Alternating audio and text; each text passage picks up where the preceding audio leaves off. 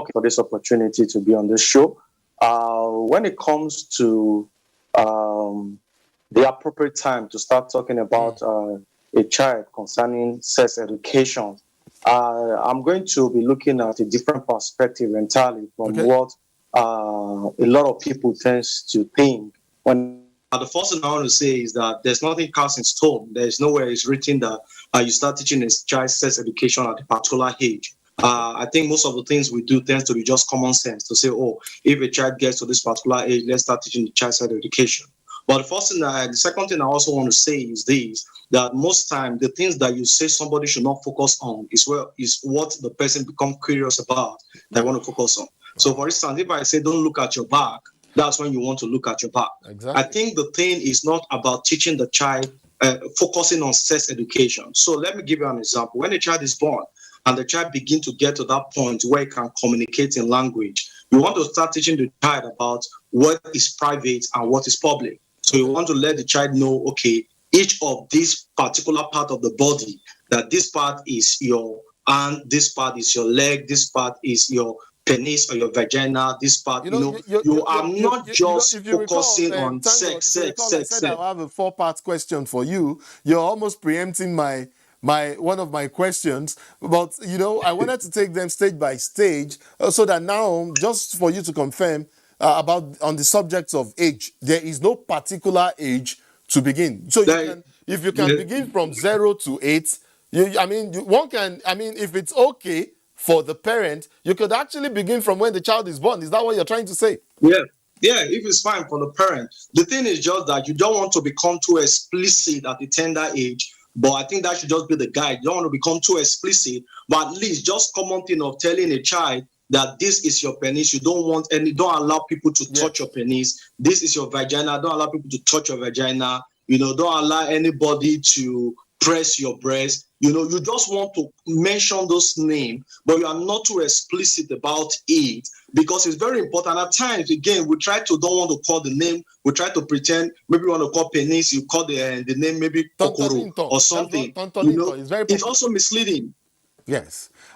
Secondly, thank God, how important is it for children to feel okay and comfortable about going to their parents for reliable, honest information about sex? The truth is that, let me tell you, even if you don't have a particular moment or time where you sit them down to teach them sex education, the child always asks questions. I'll give you an example.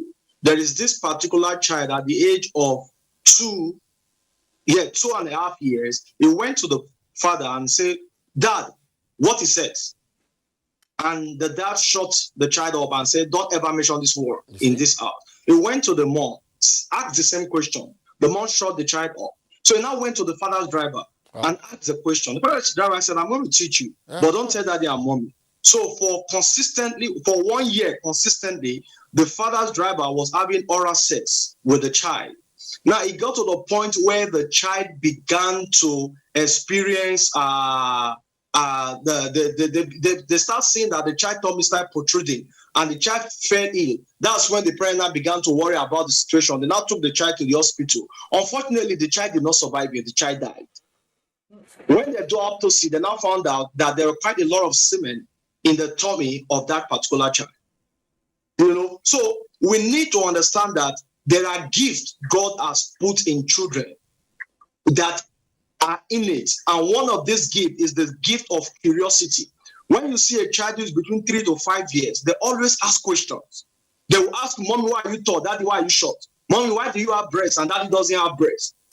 But to some of us, those questions can be so irritating that we don't want to answer the question, and we allow people that now begin to teach them the wrong thing to start answering the question for child, and that becomes an issue in our society. So curiosity is something that is innate in a child. They will keep asking questions. One of the things about curiosity helps them to explore their world. It helps them to know more about the environment. So I know at times you can be tired as a parent and your child is asking too many questions, but try to make them understand that you're going to get back to them on the answer. Don't shut them up, because the moment you do that, they began to withdraw. They began to stop asking you questions, and they start asking questions from other people who are going to teach them the wrong thing. So it's very important you understand that curiosity is something you cannot take away from children. So the only way you will take it away is when you begin to shut them up and they won't ask questions anymore. And once they don't ask questions, they will not know anything. So now we've established two things. First, we've established that there's no particular age that we can begin sex education for children.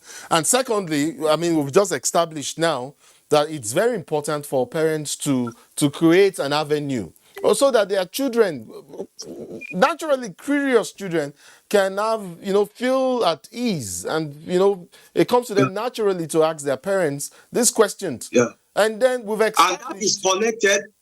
Yeah, and that is connected to the first question of no particular age. Exactly. Because as we begin to create that bond, that relationship, that attention, where they are free to come to you to talk, there is what we call value formation.